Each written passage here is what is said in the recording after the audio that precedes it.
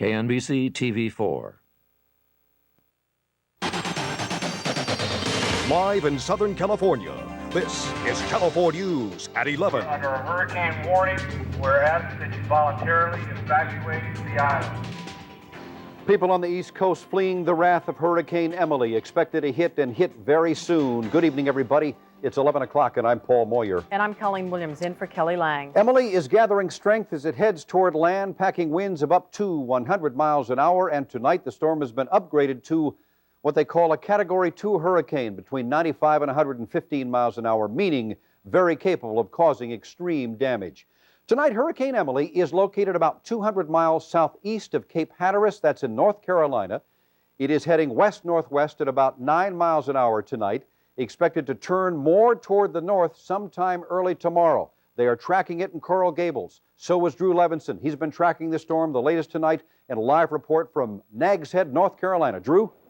Good evening to you from Nags Head, North Carolina. Emily continues to move toward the North Carolina coast, but it now looks like it will be Tuesday night before it hits land. As you can see behind me, the winds are starting to pick up now. Emily is now packing winds of 95 miles an hour. We are now waiting for the storm to hit. It's like a ghost town in Nags Head. The stores are closed. Many are boarded up. There are only a few cars on the streets. The police really have little to do right now. We just on standby right now. But police were busy earlier Monday as they tried to control the thousands of residents and tourists evacuating and heading for higher ground. We do have a mandatory evacuation, and that is for all of their counties. On the beach, the wind continues to pick up. Waves are getting higher and higher as Emily approaches. Actually, I want to stay and watch it, but I think we're leaving. For some of the old-timers, this is just another storm, and they're not going anywhere. You're always concerned, but I mean, we've seen them before, and you know, it don't really faze me that bad. And Emily is expected to gain momentum as it comes over the Gulf Stream waters, the warm Gulf Stream waters. Also, it looks like the hurricane will hit around 8:30 tomorrow night. That is during high tide, the worst time for a hurricane to hit. In Nags Head, North Carolina, I'm Drew Levinson reporting. Now back to you. All right, Drew, thank you. Meantime, search and rescue experts from Southern California are heading east tonight to help just in case they're needed when that storm hits. Firefighters from Los Angeles, Santa Monica, and Orange County are being sent to North Carolina and Virginia. They are urban search and rescue experts, and they'll be ready if Emily hits hard. And this is what those people there are so afraid of, a repeat of this, Hurricane Andrew, the most destructive hurricane in U.S. history. It's been a year since it hit parts of Florida, New Orleans, and the Bahamas. And also still very fresh in people's memories, the devastation of Hurricane Hugo. Hugo was the last hurricane to hit the Carolina coast. That was back in 1989. And Hugo caused tremendous damage in South Carolina, Puerto Rico, and the Virgin Islands as well. Paul. Colleen, keeping an eye on Emily right here, too, from Southern California. Fritz is doing it. He's on Hurricane Watch. He's in the Channel 4 Weather Center now with the latest on Emily and her progress. Fritz? Paul, we have the latest pictures just from a few minutes ago. Emily doing some of what we thought she would do, increasing strength as she hit the warm Atlantic coastal waters. Right now, winds blowing at near 100 miles an hour and could reach 120 before she makes landfall late tomorrow, about 8:30 tomorrow night. The eye is 220 miles southeast of Cape Hatteras, moving west-northwest at 9 miles an hour. Tomorrow morning, she should make a slight turn toward the north. The North Carolina Outer Banks will get heavy rain and wind.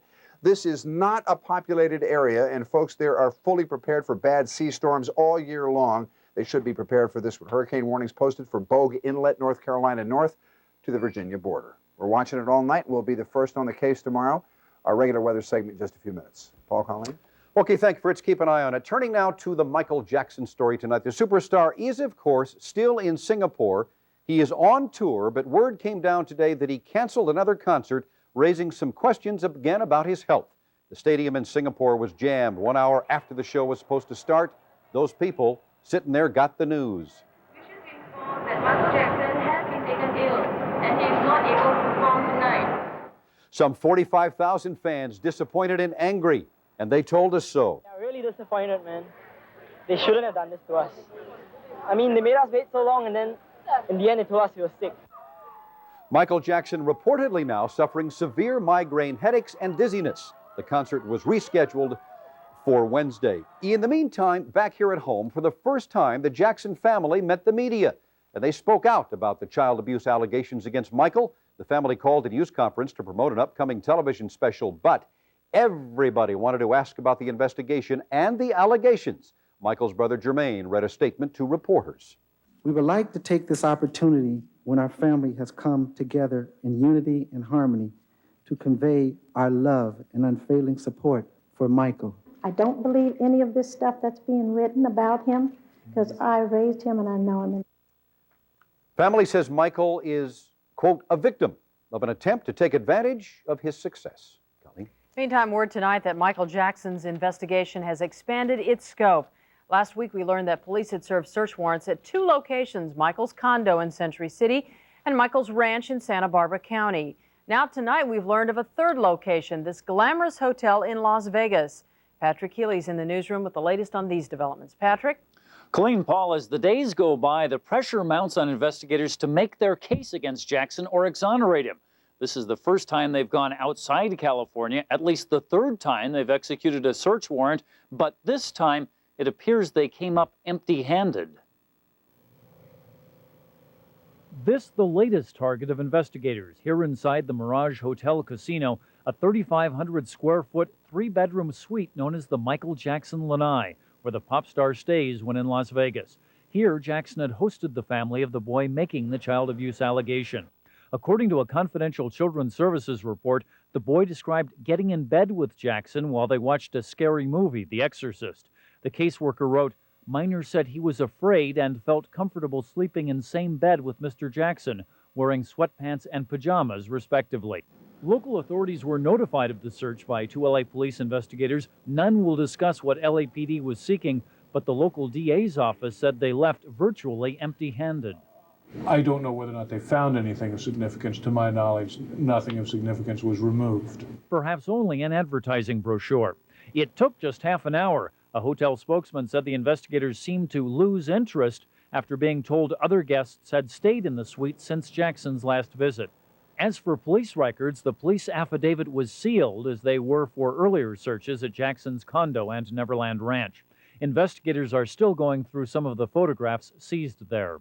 Meantime, police have been interviewing at least 4 children befriended by Jackson, including young actors Corey Feldman and Macaulay Culkin, in addition to Wade Robson and Brett Barnes, who told Channel 4 News they each at times slept in the same bed with Jackson, but maintain he never did anything improper. Now, the latest salvo into the arena of public opinion is a leaked tape recording.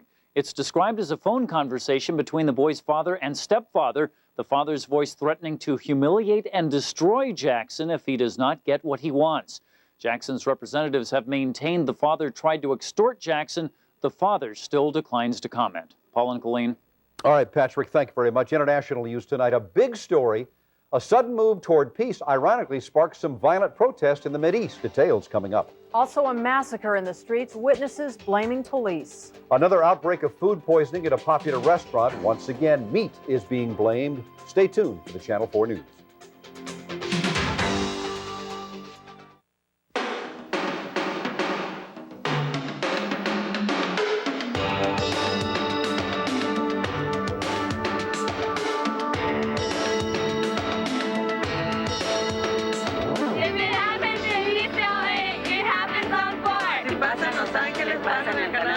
If it happens downtown, it happens on 4.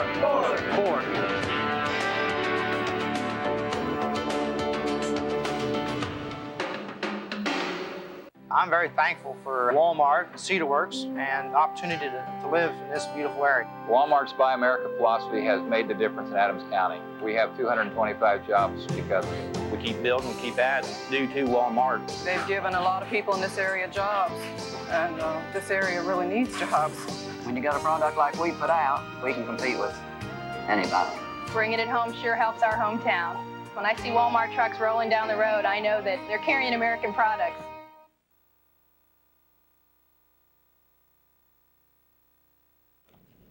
Palestinians fighting Israeli police. It's been an all too common sight in the Middle East over the years, but tonight, news of an historic move toward peace with a new Middle East peace plan in the works.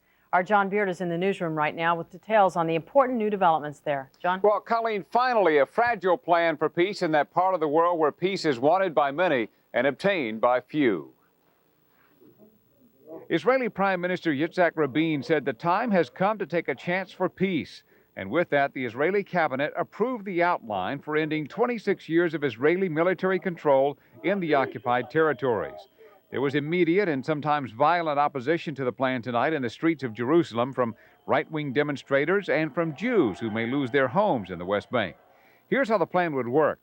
First, over the next few months, Palestinians in the occupied Gaza Strip and the West Bank town of Jericho would be allowed provisional self-rule.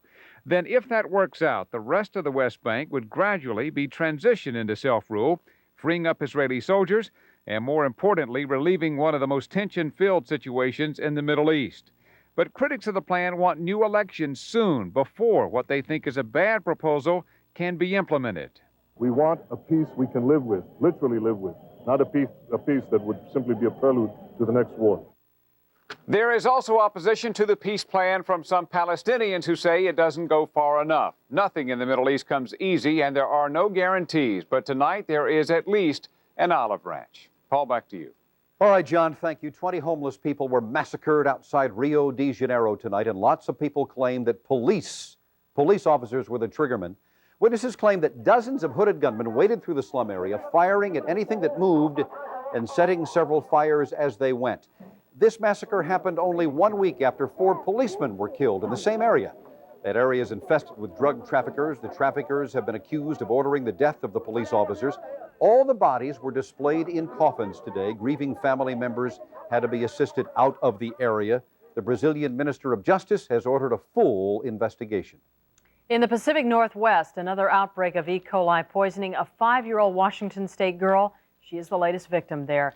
Altogether, 7 people have gotten sick after eating at the Sizzler restaurant in Seattle. Of course, this is not the latest outbreak, and it's not nearly as bad as the one last winter. That's when hundreds of people got sick, most of those cases linked to the Jack in the Box. The 7 new victims all ate at the salad bar at the Sizzler in Washington State. None are hospitalized. There have been no cases of HUS, the kidney failure problem that affected a number of kids earlier this year.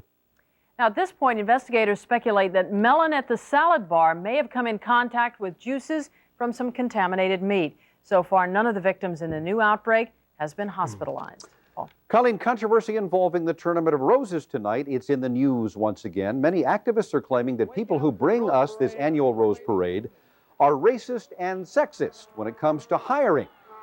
Just last week, the Pasadena City Council voted to renegotiate its contract with the tournament, urging them to offer more equal opportunity. And tonight, Jesse Jackson spoke out against the alleged racism at the All Saints Church in Pasadena. Jackson said the activists would retaliate with a parade of their own if the Tournament of Roses doesn't change its hiring practices. There will be a counter parade for justice and fairness, declaring an end to racism and sexism, and it will not be a doodah parade. 9 members of the Rose Tournament's executive committee are all white men. Coming up next here, a woman claims the surveillance tape you're about to see proves she was spied on in a big department store. Also, if hurricanes weren't enough, the Midwest still getting plenty of this. And that elusive Hollywood madam, Heidi Fleiss, surprises everyone at a party and then surprises everyone in court. Stay tuned.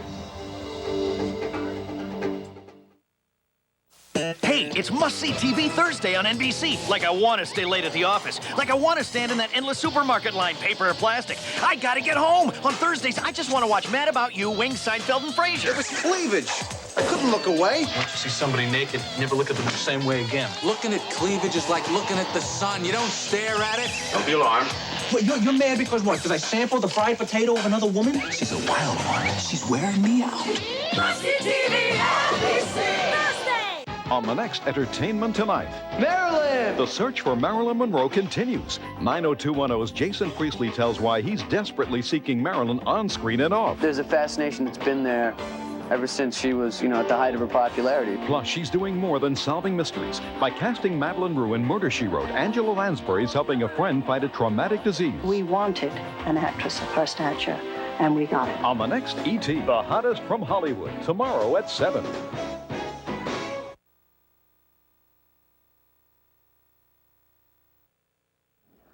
Pictures from a security camera, a woman claiming they prove that she's been spied on in a major department store. What's going on here? Beverly White in the newsroom tonight with more on this. Bev? Paul, a security system installed by JCPenney last fall to protect its merchandise may have provided the smoking gun in a lawsuit that could prove costly to the retail giant.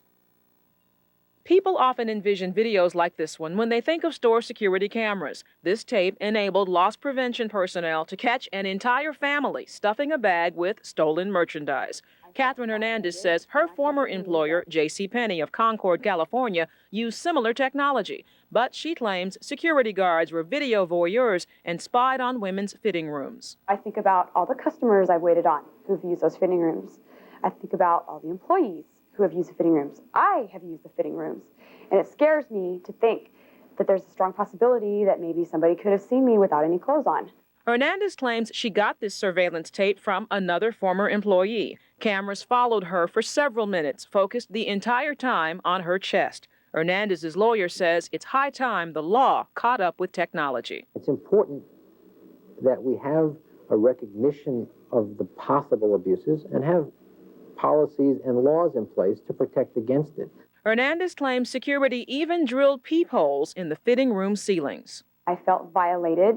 I can't believe that people have no respect for anyone to do that to someone like me. JCPenney officials at corporate headquarters in Dallas have declined to comment on the pending litigation. They would only confirm the existence of those peepholes. No word yet on how they got there. Colleen? All right, Beverly, thank you. A lot of weather going on all over the states tonight. Not only Emily on the East Coast, but also flooding in the Midwest. And Fritz is in Weather Central. Keep us up to date. Fritz? Yes, ma'am. Our weather just beautiful, below normal, mild August that we had before all of the monsoon moisture started last week, but some thunderstorms happening inland tonight. Eastern Mojave Desert will show you that.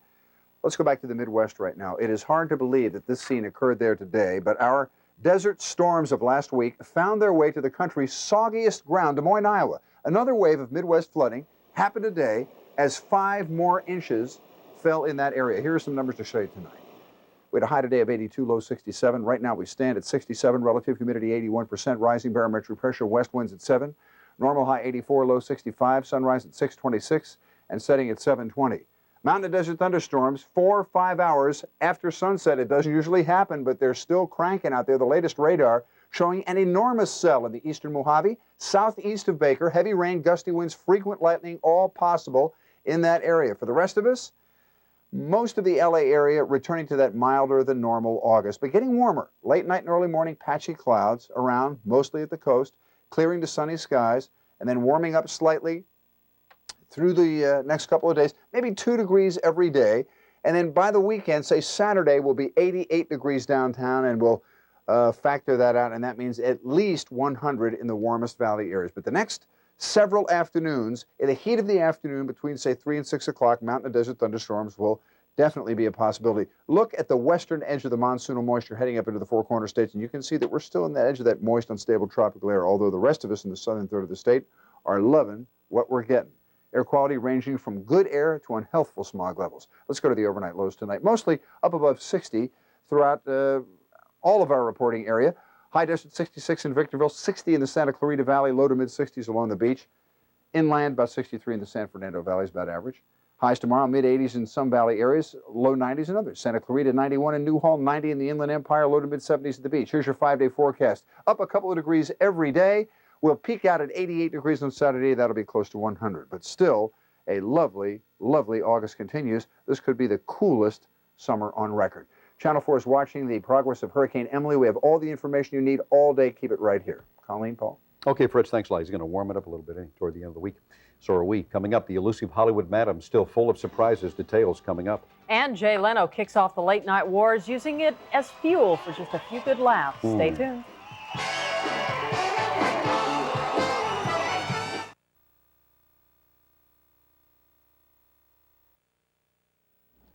Heidi Fleiss out on the town. Our cameras caught the alleged Madam to the Stars partying last night among the stars at a comedy awards show. You'd never know she had an early morning date in court, but she did. She was back in court this morning, bright and early, 8:20 a.m. But this time she managed to keep it quiet. The media didn't know about the surprise court appearance, and the scene was very different from the last time around. Now, you may remember this scene, the media madhouse earlier this month when Fleiss was arraigned on pandering and drug charges. Not today. Today's court appearance was unannounced. No one was there from the media. In this session, the judge agreed to delay Fleiss's preliminary hearing from September 10th to September 21st. That hearing to determine if there's enough evidence to go to trial. Paul. Now, how lucky can you get? How about winning the lotto? Not once, twice. That's what happened to a group of employees at Sears. Frank Copita had a lot to smile about today. See, he's one of a dozen workers at Sears in Sacramento who will share $178,000. But you know what? Back in 1988, he was one of a group of 25 employees who won $20 million. You talk about your luck. The guys were right. They said we were going to do it again. We did it. Most of the lucky lotto winners still work at Sears and plan to continue to do just that. In New York City today, they were looking for the next Marilyn Monroe. Well, kind of. So Marilyn wannabes of all shapes, sizes, and ages showed up at the Planet Hollywood. Some came in hopes of being discovered. Others were more interested in meeting their teen idol, Jason Priestley. This look-alike contest was a promotional gimmick, you had to know that, for Priestley's new movie called Calendar Girl. It's about a group of young guys who set out for Hollywood in search of a dream. The dream, a date with Marilyn Monroe. The film opens this Friday. Okay, tonight's the night. You know what I'm talking about. Jay Leno and David Letterman go head-to-head in what's being billed as the late-night TV wars. Jay found it good fodder for laughs tonight. On The Tonight Show, Jay cracks about the so-called war, poking fun at the highly publicized battle, and his monologue is loaded with sarcasm. You know, you really missed some good stuff in the monologue. I don't get into it now, but well, you'll probably taped it a little later there. Thanks for switching back. Anyway, The Tonight Show. Leno says he and Letterman are pretty good friends, and he wishes him luck, some luck, with his new show. Yeah, but I'll bet not a lot. Not a ton. Right. There is more, much more tonight on The Tonight Show at 11:35. Jay's guests will include the one and only Garth Brooks and Luke Perry. But first, is it baseball or is it soccer? Confused? Fred will give everything his usual clarity. Coming up. Thursday, it's an NBC sneak preview. Get this, that John Larroquette guy, he's the new night manager at the bus station. Did you clean that men's room yet? A place where friendly people work together. When I take over as manager, I'm not going to forget my friends. I'm going to give them your job. These are the jokes, honey. Feel free to laugh. TV Guide says he's every bit as hilarious as he was on Night Court. The gun is strapped underneath the drawer. What do we need a gun for? The guy's won 4 Emmys. That's good, John. The John Larroquette Show previews Thursday after Seinfeld on NBC. If you're concerned about AIDS or HIV, it's time you heard about the center. The center is the Los Angeles Gay and Lesbian Community Services Center. At the center, we take care of people who are HIV positive or affected by AIDS. Call us and find out how the center can help you. También hablamos español.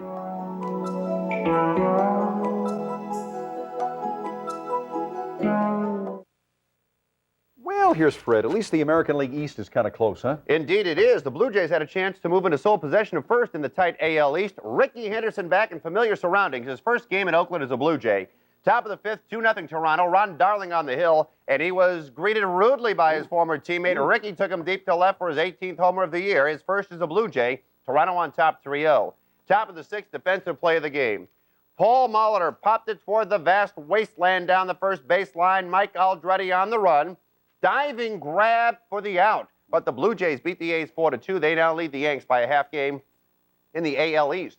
In Chicago, Twins and White Sox, a couple of nice defensive plays by the pitchers. First got Erickson with the kick save on Robin Ventura's comebacker. He tracked it down in time to get Ventura at first.